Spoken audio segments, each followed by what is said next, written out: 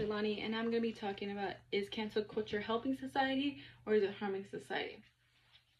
I believe we all heard cancel culture before, but I want to show you a statistic where it was from 2022, where it's about 71% of Americans have heard about cancel culture, but it's not that they know what it means or have been through it. It's just if they heard about it.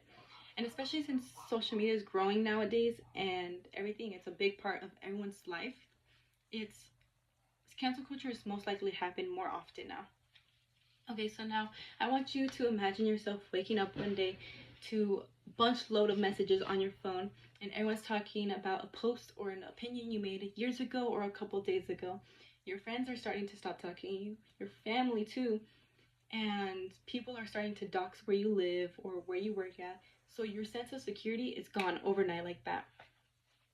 Cancel culture doesn't affect, because cancel culture affects everybody who is on social media and who uses it, because there is the people who are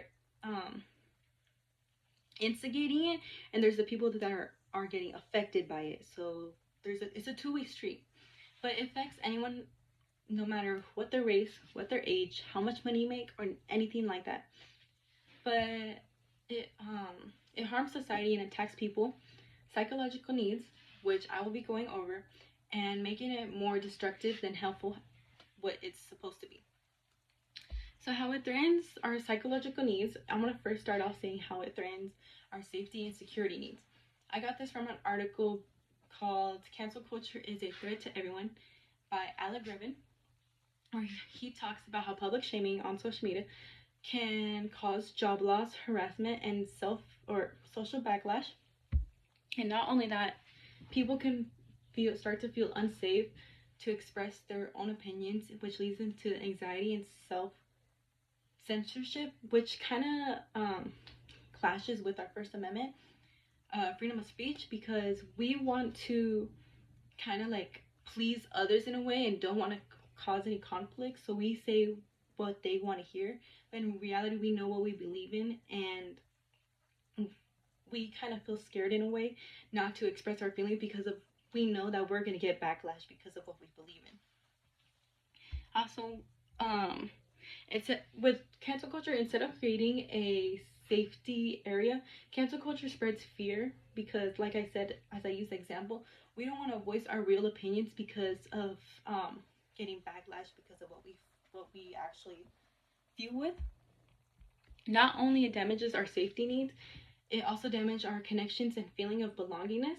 This is from an article by The Trauma Impact of Cancel Culture by Emilio Ortega, where no matter what, humans crave connection and acceptance, but cancel culture isolates the person, and when they isolate them, they kind of lose a little bit of themselves in a way.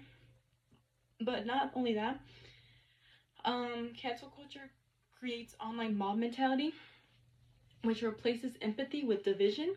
So with online mob mentality, it's when you scroll through Instagram or TikTok and someone posted a video and then everyone in the comments is talking rudely or just horrible in the comments. That's kind of it, because since everyone else is doing it, why not another person? Why not two more? Everyone's doing it, so why not? Because they feel like a sense of they're comfortable to do it because everyone else is doing it, so why are they gonna get picked on or something like that? It also breaks down unity and breaks down unity in society, and people stop trusting each other in a way. So like with the example with your family, in the example, I guess, when you post something and it gets worldwide, your family stops talking, your friends stop talking, that's what it means. People want to distance themselves so they don't get associated with that image that you now have. Another thing is that it crushes esteem and self-accusation. This one's from Rising Above Cancel Culture, a call for compassion and growth. So this one's basically about being publicly shamed. Being publicly shamed damages self-esteem and reputation, sometimes permanently. So with that one, someone can do a horrible thing, right? And people don't want to associate with them anymore. But that person can also use the media in their own way and create something and give a apology, where people can start slowly by going and forgive them in a certain way.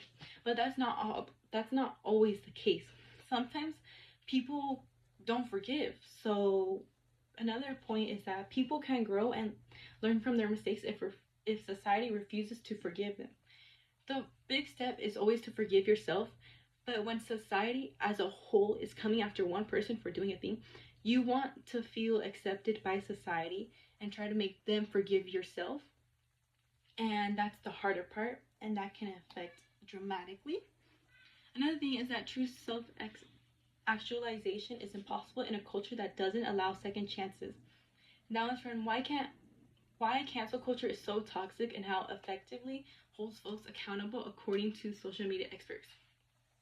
Cancel culture does hold people accountable, but that person life is ruined, that person's self-esteem is ruined just so another person could feel better about themselves. Like, say I finally caught this person and I outed them and da-da-da-da-da. Yeah, you ruined someone's life to out them in something, but was it worth it? What did you gain from it in a kind of sense? So now in the conclusion, I know I talked briefly about it. I want to say that attacking people's basic needs and canceling culture harms both the individual and society itself, because you're just promoting that it is okay to cancel people and be rude and find out where they live and do this and do that. You're just promoting it and say it's okay because they did something bad. In general, no one should go through that and no one should have to deal with that.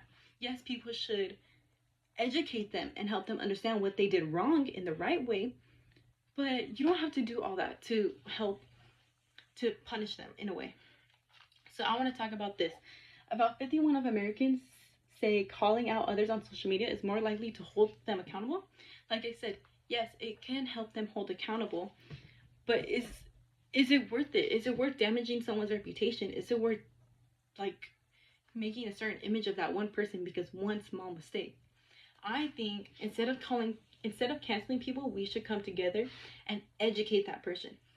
Educate that person and correct their ways and correct what they said, and hopefully in a better sense that they would learn from their mistakes and we don't have to go through that whole hot mess of cancel culture, and allow them to grow and learn from their mistakes. Everyone deserves a chance to feel safe. Everyone deserves a second chance. And that's my story about how that's my speech about how cancel culture is harmful, but it can be helpful in some ways. Thank you.